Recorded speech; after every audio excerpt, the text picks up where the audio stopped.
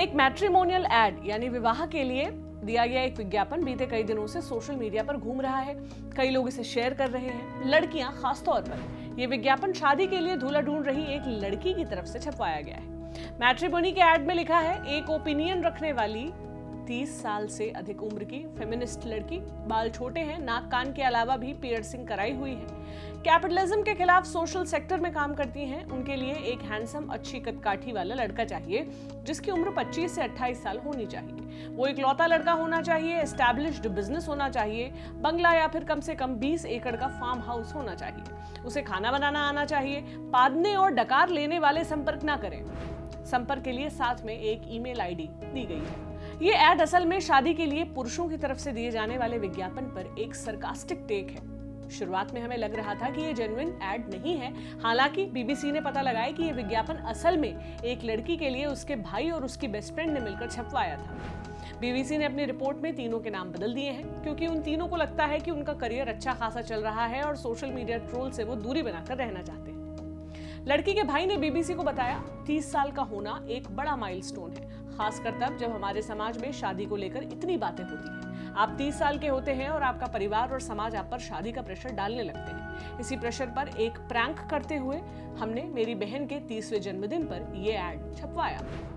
दूसरी तरफ उनकी बहन को इस बारे में कुछ भी नहीं पता था। उन्होंने बीबीसी को बताया कि उनके बाल छोटे हैं, उन्होंने पियर्सिंग्स करवा रखी हैं और वो सोशल सेक्टर में काम करती हैं। वहीं पादने और डकारने वाला जोक उनका फैमिली जोक है। उन्होंने बताया, मेरे जन्मदिन से एक दिन पहले मेरे भाई ने मुझे एक पेपर का टुकड़ा दिया। उसमें वो मेल आईडी लिखी थी जो एड में दिया गया था और उसका पासवर्ड लिखा था। मुझे पता नहीं था कि उसका मुझे क्या करना है। अगली सुबह उसने मुझे अखबार में वो एड दिखाया और हम खूब हंसे।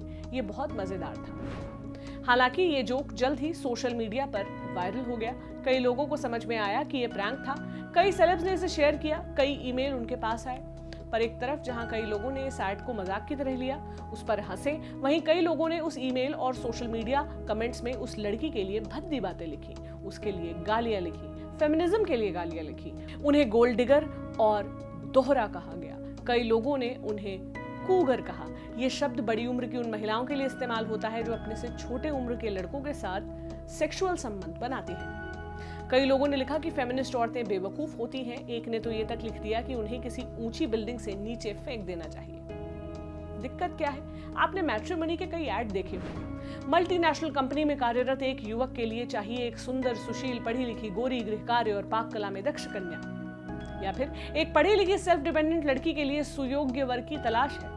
शादी के ज्यादातर विज्ञापन इसी तरह के फर्मे में होते हैं। लड़की कैसी चाहिए उसका पूरा विवरण होता है, पर लड़का कैसा चाहिए उसमें केवल सुयोग्य लिखा होता है, या फिर चाहिए एक वेल सेटल्ड या सरकारी नौकरी वाला लड़का। लड़की की पर्सनालिटी को लेकर कोई बात नहीं लिखी होती। इसकी बड़ी वजह होती है, लड़की वाला ज्यादा डिमांडिंग नहीं लगना चाहता कि हम ऐड में ही लिख देंगे ऐसा ऐसा लड़का चाहिए, तो फिर कौन आएगा उनकी बेचारी बेटी के लिए रिश्ता लेकर।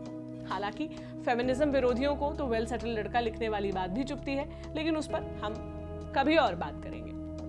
तो ऐसे में जब एक लड़की की तरफ से ऐसा ऐड छपा जिसमें कदकाठी, रंगरूप, बिजनेस और प्रॉपर्टी को लेकर क्राइटेरिया लिखा गया, तो कई लोगों को ये बात हजम नहीं हुई और उन्होंने उस लड़की को गालियां देनी शुरू कर दी। काश गाली देने के पहले थोड़ा दिमाग का इस्तेमाल कर लेते। ऐड का एक एक शब्द पढ़कर समझ में आ रहा था कि ये एक जोक है। आप खुद सोचिए, एक ऐसी लड़की जो ओपिनियनेटेड है, फेमिनिस्ट है, अपनी जिंदगी अपने हिसाब से जीना पसंद करती है, कैपिटलिज्म का विरोध करती है, वो अपने लिए जो दूल्हा खोज रही है उसे उसके लुक्स और उसके बैंक बैलेंस से मतलब है, ये अपने आप में एक आयरनी है और यही इस ऐड का जोक भी है। अगर आप फेमिनिस्ट हैं तो आपको इस बात से फर्क नहीं पड़ता कि कोई कैसा दिखता है, उसकी कदकाठी कैसी है। अगर कोई कैपिटलिज्म का विरोधी है तो उसे इस बात से फर्क नहीं पड़ेगा कि जिससे वो शादी करना चाहता या चाहती है उसके अकाउंट में कितने पैसे हैं, उसके पास कितनी प्रॉपर्टी है और वो बिजनेस करता है या कुछ और। पादने और डकारने की बात करें तो ये बहुत ही नेचुरल और जरूरी प्रक्रियाएं हैं। हर व्यक्ति के साथ ये होता है। कोई भी समझदार व्यक्ति अपने होशो आवाज में ये नहीं लिखेगा कि उसे पादने और डकार लेने वाला व्यक्ति पार्टनर के तौर पर नहीं चाहिए।